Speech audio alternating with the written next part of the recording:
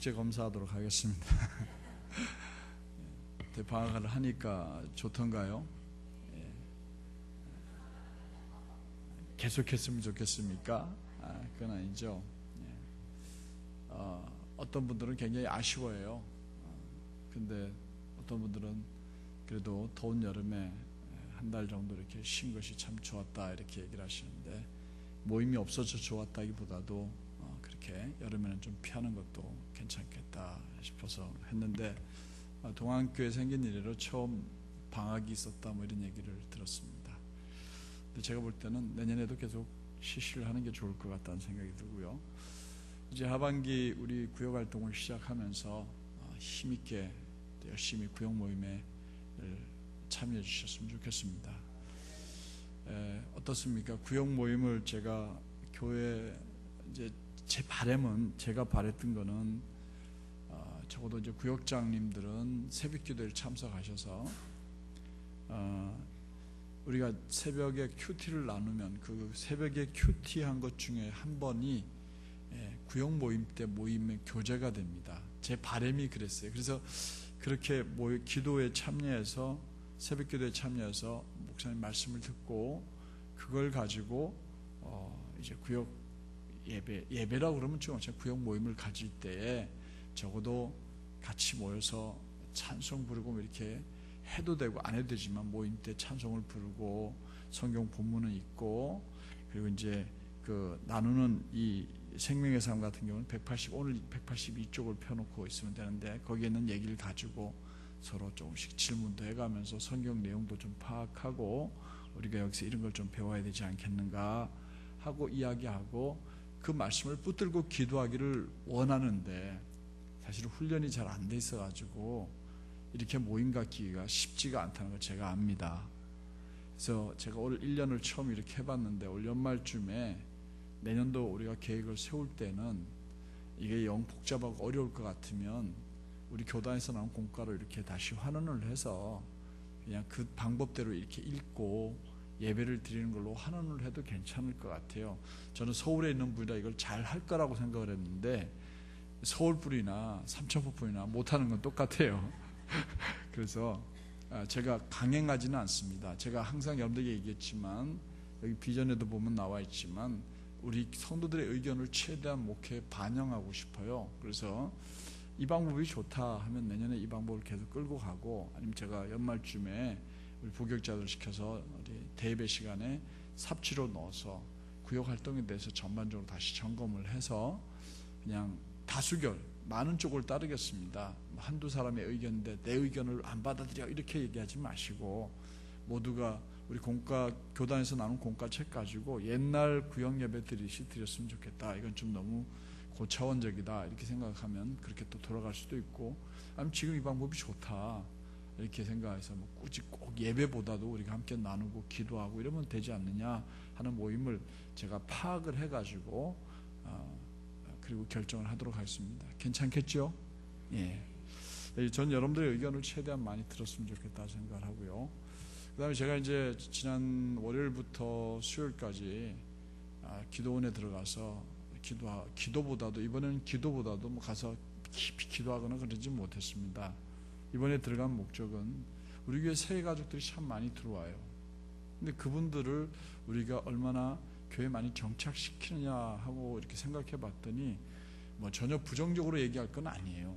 왜냐하면 우리 교회가 올해 출발해서 이만큼 왔을 때 이번 주 말고 지난주 통계로는 주의 천사들 빼고 420명이 모였습니다. 청년 60명, 그리고 1, 2, 3부 합쳐서 360명, 그러면 전체 420명이죠. 주의 천사들이 그 주간에 60명 정도 왔습니다. 전체 합치니까 480명 청년과 장년이 예배를 드렸어요. 물론 뭐 중복되기도 하고 빠지기도 했겠지만, 우리 교회, 우리 부목사님들한테 절대로 부풀리지 말라고, 숫자를 부풀리지 말라고 부탁을 했어요. 그리고 이제 학생들, 주일학교 학생들 숫자를 다 따지면 한 80명. 그러면 우리 교회가 전체적으로 주의 천사들 빼더라도 이번 주 말고 그 전주에 우리가 이제 친들의 전쟁 6번째 설교 듣던 그날 우리 교회 숫자가 꼭 500명 정도 출석을 한 거죠. 주일학교까지. 할렐루야. 네. 이렇게 통계를 내보니까 우리가 실제로 성장이 있었다는 걸 보게 되죠. 근데 그 중에서 이제 우리 교회 새로 오신 분들 가운데서 다 전에 교회 다녔던 집사님들도 계시고 뭐 전에 다녔던 분들이 다른 교회 다녔던 분들이 계셔요. 이분들에게 그러면 우리가 그냥 우리 교회 왔으니까 잘 왔어요 이렇게 하고 끝날 거냐 이런 생각을 좀 했더니 그게 아니더라고요. 그래서 우리 교단에 대해서 소개를 좀 해야 되고 우리 교회에 대해서 소개를 좀 하고 우리 교회 비전에 대해서도 얘기를 좀 해드리고 이렇게 하려니까 붙잡고 얘기하려니까 그분들 시간 잘 안 내잖아요. 여러분들도 다른 교회 갔는데 붙잡고 뭐 성경 공부합시다 하면 좋아할 사람 없잖아요. 그래서 제가 그분들에게 편지를 4통을 썼어요. 거기 가서 편지만 쓰다 왔습니다. 그분들에게 보낼 편지 4통. 내가 그분들에게 보내려고 그랬더니 또 걸리는 게 우리 교단에서 옮겨오신 분들이 있어요. 선결교단에서 옮겨오신 분들한테 내용이 똑같으면 성의 없네 그럴까봐 또 우리 교단에서 옮겨온 분들을 좀 내용을 다르게 해서 편지를 또 4통을 따로 만들었어요. 그리고 이제 여러분들이 전혀 예수 믿지 않는 분을 전도해 오셨을 때 그분들은 또 달라야 되잖아요, 내용이. 그래서 그분들에게는 편지를 7통을 만들었습니다.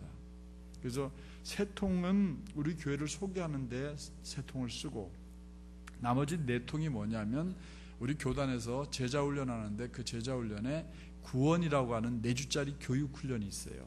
그걸 받으면 이제 실제적으로 교회에서 등록을 받아주라 이런 쪽으로 얘기를 하는데 그 4주짜리 그걸 가지고 편지를 만들었습니다.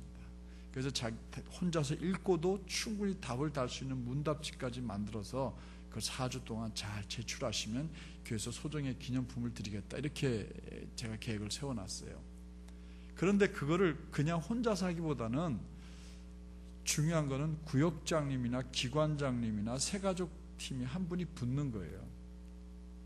예수를 전혀 모르는 분이 오시면 그러면 그분에게 그 편지를 자기도 하나 가져가고 그분도 하나 가져가서 일주일에 한 번 만나는 거예요. 그래서 우리 목사님 편지 같이 읽어요. 그리고 쭉 읽는데 한 10분 15분 정도 걸립니다. 읽고 읽는 데서 같이 답도 달고 하면서 또 이런저런 얘기를 나누다 보면 그분을 완전히 정착시키는데 기가 막힌 역할을 하게 되는 거예요. 근데 그렇게 하면서 자기 구역 식구로 만드는 거예요. 이해가 되십니까? 그러니까 가급적으로 그렇게 하려고 그러면 구역 전도하신 분이 먼저 달려들어야 되고 근데 그걸 따로 교육을 안 시켜도 될 만큼 아주 편지를 쉽게 써놨어요. 우리가 다 아는 내용으로 만들어 놨고요. 같이 듣고 답 달면 돼요. 그렇게 만든 거를 이제 다시 한 번 더 우리 새가족위원장하고 검토를 부목사님들하고 문구 이런 걸 다시 검토를 해가지고 예쁘게 만들어가지고 사파도 넣고 해가지고 이제 그걸 발송하려고 생각을 했어요. 근데 제일 중요한 거는 여기 앉아계신 분 다 마찬가지겠지만 구역장님들하고 기관장님들이 새가족이 오면 내가 데리고 온 분들이면 당신이 책임지고 자기 구역에다 소속을 시켜가지고 구역 예배를 드리게 만들어야 되고 그 다음에 이게 이분이 나하고 집이 가깝지가 않고 멀다 그러면 믿을 만한 분한테 그분을 좀 맡기셔야 돼요. 무슨 뜻인지 아시겠죠? 그러면 구역장님이 달려들든지 아니면 기관장이 달려들든지 아주 그분을 붙잡고 4주 동안 공부를 시킨 다음에 답안지를 받아서 교회 제출해도 되고 자기 직접 공부하고 같이 받아서 제출해도 되고 아니면 그렇게 아니면 그분이 혼자서 이렇게 하고 낸 거를 저희가 체크를 하고 구역으로 묶어가지고 내 구역 식구 삼고 이렇게 해야지 구역이 부흥이 되거든요. 근데 지금 우리가 여기 앉아있는 분 외에 다른 분들은 대부분 멀찌감치 쳐다보고 있고 전혀 구역에 소속이 안 돼 있잖아요. 새가족들이 올해 새가족 우리 교회 등록해가지고 새가족 구역 활동하신 분이 정말 여기에 지금 몇 분 안 돼요. 제가 볼 때는 한 2-3분 정도 눈에 들어와요. 그러면 우리 교회에 정착이 될 수가 없어요. 그래서 그거를 제가 이번에 기도원에 가서 해왔는데 그걸 운영해 나가려고 하다 보니까 여러분들의 도움이 정말 필요합니다. 도와주실 거죠? 하실 거죠, 열심히? 예. 그래요. 그래서 오늘은 이제 우리가 삭교에 대해서 얘기를 좀 나누려고 해요. 예수님과 삭교의 만남의 제일 주안점은 예수님은 죄인을 구하러 이 땅에 오셨다. 유대인들이 생각할 때는 세리는 죄인이에요, 아니에요? 죄인이죠. 자기들의 돈을 이렇게 착취해가지고 로마에 갖다 바치고 자기 배를 불리는 아주 나쁜 혀펼기 같은 인간이라고 생각을 했어요. 그런데 그래서 다 죄인이라고 여기는 사람을 예수님 찾아서 그걸 구원하는 장면이 오늘 나옵니다. 오늘 우리 이제 생명의 삶을 보시면 이런 얘기를 시작을 해요. 뭐 저도 그런 적이 한번 있었습니다만, 한 아이가 어머니가 물놀이를 하다가 물에 빠졌습니다. 근데 모르는 깊은 데를 빠져가지고 저희 아들도 둘이 한번 그런 적이 있었어요. 근데 마침 옆에 다른 교회 청년들이 보고서 빨리 끄집어내줘서 학생들 둘 다 건져내긴 했습니다만은, 갑자기 물에 빠지니까 애기 엄마는 막 소리를 지르잖아요. 살려달라고. 그런데 어떤 청년이 예 알겠습니다 하고 옆에 가더니 물속에 안 들어가는 거예요. 그 아이는 물속에 들어갔다가 나왔다 들어갔다가 나왔다 하는데 꼭 3번 정도는 들어갔다 나갔다 해요. 그리고는 쑥 들어가 버리고 안 나오자 이 청년이 뛰어들어가서 수영을 해가지고 그 아이를 이렇게 끌고 나온 거예요. 그래서 와가지고 인공호흡을 시켜가지고 물을 토해내게 해가지고 살려냈어요.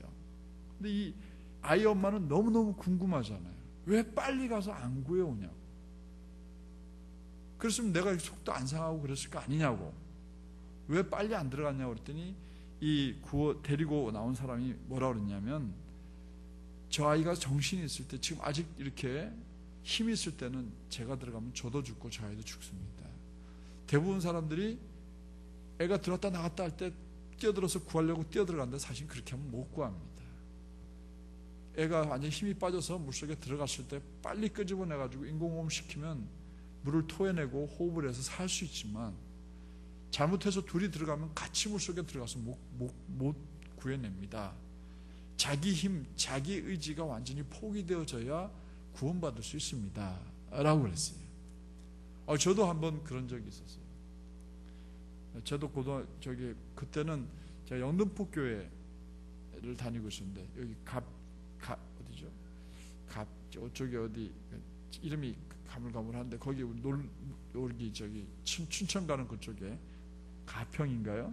그 물놀이 하는데 거기 갔다가 한 녀석이 고등학생 때 수영을 잘하는 줄 알고 갔는데 하다가 갑자기 푹 들어가 버린 거예요. 저도 밖에서 이렇게 공을 치다가 걔를 보고 있었는데 걔가 없어져 버린 거예요. 그러니 어떻게 해요? 큰일 났다 싶어서 야 저기 빠졌다 그러고 뛰어 들어갔습니다. 저는 수영을 잘 못했어요. 그때는. 지금은 수영을 잘하지만 그때는 헤엄만 조금 할 줄 알았어요. 헤엄하고 수영은 천지 차이예요. 헤엄은 그냥 혼자서 바닥바닥 거리는 게 헤엄이고, 수영은 이렇게 호흡하면서 하는 게 수영이에요. 근데 저는 그때 할 때 호흡을 못했어요. 근데 어떻게 해요? 애는 빠졌죠. 그러니까 다른 놈 보고 빨리 꺼내라고 그러고, 너는 이제 물속에 들어간 거예요. 숨을 확 들어 마시고 물속에 들어가서 이놈 발을 받치는 거예요. 발을 위로 올렸어요. 그랬더니 애가 튀어나와서 숨을 쉬는 거예요. 그리고 난 다음엔 어떻게 해도 나도 숨이 차니까 또 나왔어. 나도 그런 동안에 이놈은 나쁠 자꾸 막 늘어지니까 난 또 숨 쉬고 또 들어간 거예요. 자꾸 밑에서 발로 막 이렇게 밀다 보니까 물가 얕은 데 좀 밀려나가지고 애가 쓰니까 발이 닿으니까 애를 건져냈죠. 그래요. 구원이라고 하는 것은 내 능력, 내 힘 가지고 되는 게 아니니까 내가 발부둥해서 될 문제가 아니다 이 말입니다. 그렇다면 우리가 살아가면서 어려운 일 겪었을 때 내가 해보려고 하다가 낭패당한 일 많이 있지 않습니까? 그죠? 그런 일들 있으면 얘기해 봅시다 이렇게 했는데, 오늘 시간 오래 걸리니까 그 얘기는 우리 생략하고, 오늘 본문에 보니까 그런 사람이 한 사람 나와요. 누가복음 19장 10절에 주인공이 누구죠? 예수님이고 또 다른 조연이 누구죠? 삭개오입니다. 삭개오는 어떤 사람이라고 오늘 표현되어 있습니까? 삭개오는 어떤 사람입니까? 세리장이라고 그랬어요. 세리장입니다. 그러니까 세관이 있었는데 그 중에 제일 높은 사람이었다는 뜻이에요. 여리고의 세리장, 요즘에 말하면 소장이죠. 소장이에요. 그냥 세리가 아니었어요. 세리의 장이었어요. 그러니까 그 사람은 당연히 뭐였겠어요? 부자였죠. 그 성경에 그렇게 되어 있잖아요. 2절에 보니까 세리장이요 또한 뭐라고요? 부자라고 그랬어요. 그래요. 근데 이 사람이 무화과 나무 위로 올라가게 됐어요. 옛날에는 우리 뽕나무라고 그랬는데 거기 이스라엘에는 뽕나무가 없어요. 돌 감람나무. 감람나무인데 못 먹는 감람나무. 우리나라식으로 하면 복숭아인데 개복숭아 같은 그런 거죠. 그러니까 맛있고 이런 감람나무가 아니고 못 먹는 감람나무. 감람나무는 그럼 또 뭐냐? 여기서 감람나무가 뭘까요? 올리브나무예요. 올리브. 성경에서 감람나무 그러면 그 무슨 나무라고요? 올리브나무예요. 이런 것도 잘 모르셨죠, 그죠? 올리브나무예요. 겟세마네 동산의 겟세마네 기념교회 옆에 보니까 2000년 넘은 수령이 2000년 넘은 감람나무가 거기 있더라고요. 그러면 그분은 그 감람나무는 누굴 본 거예요? 예수님이 거기 와서 기도하는 걸 보셨다는 거 아니에요? 그래서 그 예수님이 기도한 그 바위 위에다가 교회를 지었어요. 그게 이제 겟세마네 교회거든요. 근데 이 돌감람나무 위로 이 부자요 세리장이 기어 올라갔어요. 체면으로는 말이 안 되죠. 근데 왜 올라갔느냐? 성경에 왜 올라갔는지 세 가지를 찾아볼까요? 이유가 나옵니다. 3절에 보면 첫 번째로 예수가 어떤 사람인가 알아보기 위해서 갔다 왔어요. 이걸 잘 알아요. 성경을 자세하게 읽어봐야 돼요. 예수가 어떤 사람인가 보고자 해서 갔어요. 근데 두 번째로 나무에 올라간 이유는 뭐가 작았어요? 키가 작았어요. 세 번째로 나무에 올라간 이유는 뭐였어요? 사람이 많았어요. 사람이 없으면 키가 작아도 어떻게 하면 돼요? 앞으로 가면 되지만 사람이 많으니까 앞으로 갈 수 없어요. 이 세 가지가 이야기. 자, 예수가 어떤 사람인지 너무 궁금했어요. 두 번째는 키가 작았어요. 세 번째는 사람이 많았어요. 그랬어요. 그래서 나무 위로 올라가게 된 거죠.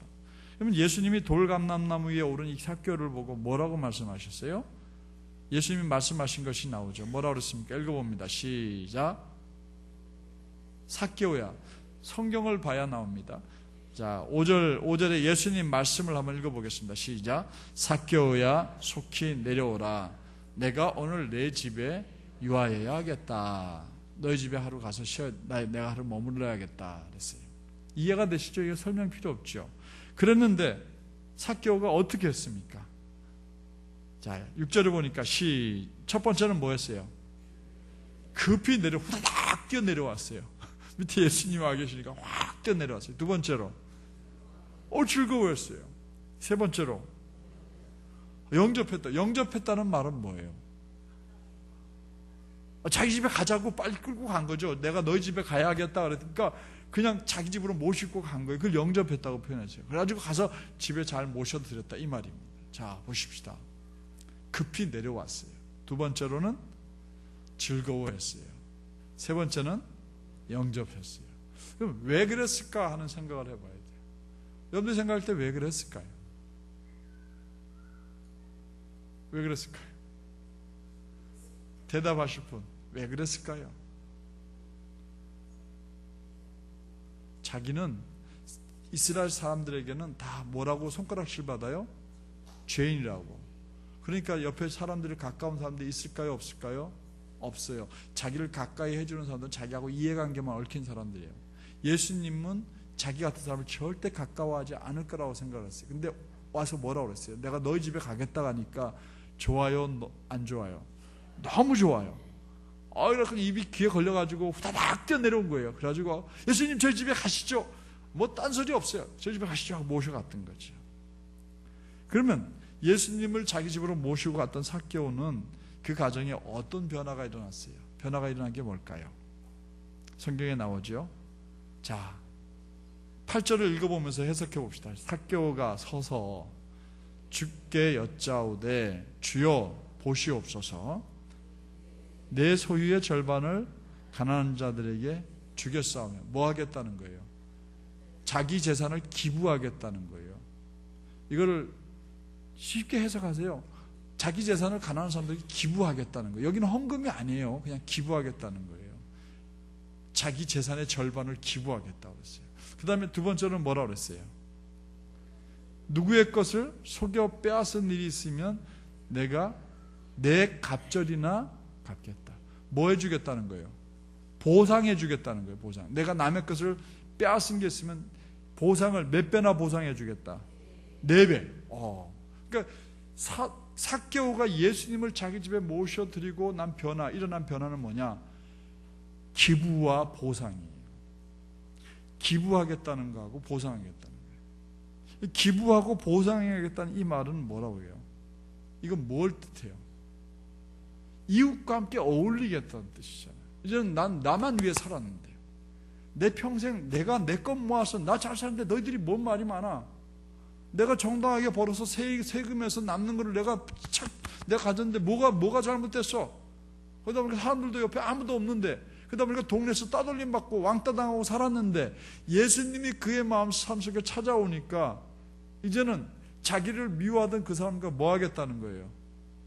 아니, 자기 재산 반을 떼어가지고 가난한 사람들한테 나눠주겠다는데 그 사람 동네에서 싫어할 사람 누가 있어요? 없죠. 좋다고 그러죠. 그리고 남의 것을 억지로 늑탈한 게 있으면 네 배나 갚겠다고 하니까 어때요? 대단한 변화가 일어난 거죠. 그래요. 그때 예수님이 그에게 뭐라고 얘기를 했습니까? 구원이 이르렀다. 세상 사람들은, 유대인들은 너는 죄인이야, 넌 절대 천국 갈 수 없어, 이 나쁜 놈아, 이랬는데 그가 아브라함의 자손으로 구원받게 됐다. 예수님이 이렇게 말씀하신 거죠. 그래요. 그러면 우리가 이 이야기를 가지고 우리에게 적용을 좀 해봐야 돼요. 삭개오는 예수님을 만나려고 무리를 해짓고 돌 감람나무 위까지 올라갔습니다. 예수님을 만나려고 열심을 품었던 거죠. 맞죠? 그죠? 그래요. 여러분들은 그런 열심이 있습니까? 갑자기 질문 받으니까 말하기도. 여러분들에겐 그런 열심이 있습니까? 그러면 예수님, 그러면 어떻게 열심을 품어야 합니까? 어떻게 열심을 품어야 예수님을 만나려고 하는 열심이 우리에게 있는 겁니까? 질문하잖아요. 그걸 예수님에 대한 열정은 있죠. 예수님 보고 싶은 마음도 있죠. 만날 수만 있으면 만나고 싶죠. 맞죠? 다 그렇죠? 근데 어떻게 하는 것이 예수를 만나는 거냐를 생각해 봐야 돼요. 우리 쉽게 떠올려 봐요. 어떻게 하면 예수님 만날 수 있을까요? 그러지 마요. 똑똑하게. 그러니까 결국 예수님을 지금 우리가 만나는 예수님은 어디서 만나는 거예요? 말씀에서 만나는 거예요. 맞죠? 말씀에서 예수님을 만나는 방법은 그럼 뭐예요? 말씀 속에서 예수님을 만나려면 어떻게 해야 돼요? 이거 열심히 해야 돼요. 이거 큐티 열심히 해야 돼요. 개인적으로. 근데 큐티를 해도 잘 모르겠어요. 그러니까 어떻게 해야 돼요? 말씀 들으러 모여야 돼요. 예배를 사랑하는 거예요. 예배에 와서 하나님 말씀 들으면서 그렇구나, 오늘 지금처럼 깨달으면은 그때 말씀으로 내 안에 오신 예수를 만난 거예요. 이해가 되십니까? 그러니까 예수님을 만나는 열정은 결국 무엇으로 나타나지는 거예요? 말씀을 가까이 하고 말씀을 읽고, 어떤 분들은 말씀을 필사를 하고, 그런 열정이 있는 거예요. 어느 교회는 그 세례를 받기 전에 성경을 일독해야 세례를 준다고 되어져 있어요. 우리 교회도 좀 그랬으면 좋겠어요. 성경을 일독한 것을 양심껏 얘기할 수 있는 사람만 세례를 주겠다. 그러면 우리 교회 만약에 그게 잘 훈련되어지지 않으면 우리 교회는 1년에 세례받을 사람 거의 없을걸요. 여러분들 1년에 성경 한 번 읽는 거 생각보다 어렵습니다.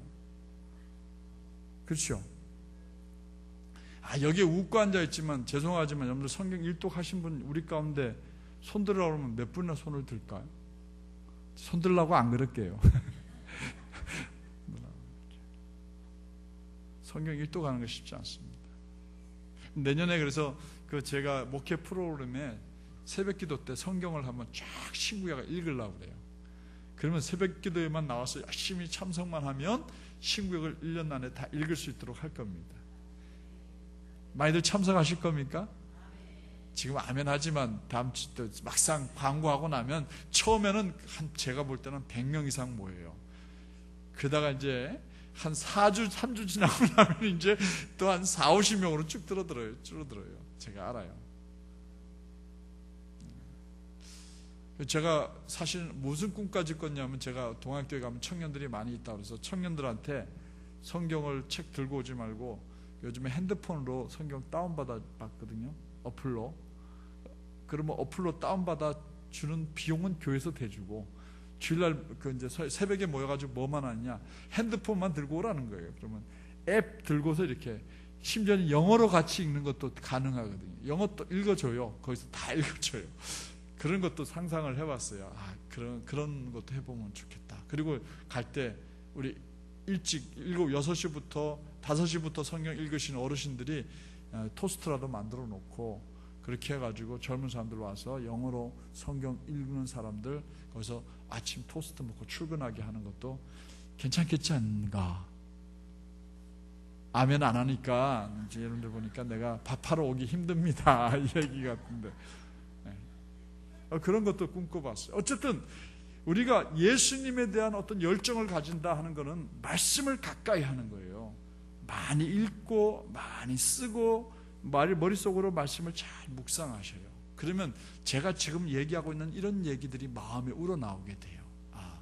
예수님을 가까이 한다는 게 그런 거구나. 열정을 갖는다는 게 예배드리고 말씀을 읽고 말씀 쓰고 말씀대로 살려고 애를 쓰고 여기에 있구나. 이걸 깨닫게 되는 거예요. 여러분들 그렇게 열정을 가지고 예수님 만나는 여러분들 되시기를 바랍니다. 그런데 이렇게 예수님을 만나니까 삭개오가 변했어요. 변했죠? 뭐 했다고요? 2가지를 했죠. 하나는 뭐 했어요? 자기 재산을 기부했어요. 목사님 그럼 내 재산도 내놔야 됩니까? 아니 그건 삭개오의 경우이지 여러분들에게 꼭 해당되는 건 아니에요. 그러니까 다들 좋아하시는데 내 재산 내놓으라고 하는 소리 안 하니까 좋아하시는데 예수님을 만난 순간 삭개오는 자기 재산의 반을 뭐 했다고요? 기부했어요. 그리고 또 4배나 갚았다라는 말 속에는 이 갚는다라는 말 속에는 돈을 갚았다라는 의미도 있지만 내가 마음 아프게 한 사람들을 용서할 달라고 빌기도 하고 내가 마음으로 그를 용서하겠다는 뜻도 이 안에 포함되어 있는 거거든요. 그렇다면 삭개오가 이렇게 변했어요. 여러분들은 예수 믿고 난 다음에 어떻게 변했습니까? 뭐가 변했습니까? 이렇게 물으면 또 갑자기 대답할 게 없잖아요. 그죠? 그러면 어떤 분은 대답하기 제일 좋은 게 이거예요. 저는 모태신앙입니다. 태어날 때부터. 그래서 제 같은 경우가 그래요. 아버님 어머니 예수 믿었어요. 예수 믿고 난 다음에 변화된 게 없어요. 제 삶 자체가 예수님 안에 머물러 있던 사람들이거든요. 그러니까 뭐 변화되고 이런 게 없으니까 뭐라고 생각. 그러면 이런 경우는 그냥 모태신앙이었습니다. 이렇게 대답하면 돼요. 그런데 우리 중에는 예수 안 믿다가 믿은 분이 있잖아요. 그죠? 이금복 안수 집사님 예수 안 믿다 믿었잖아요. 태어날 때부터 믿은 게 아니잖아요.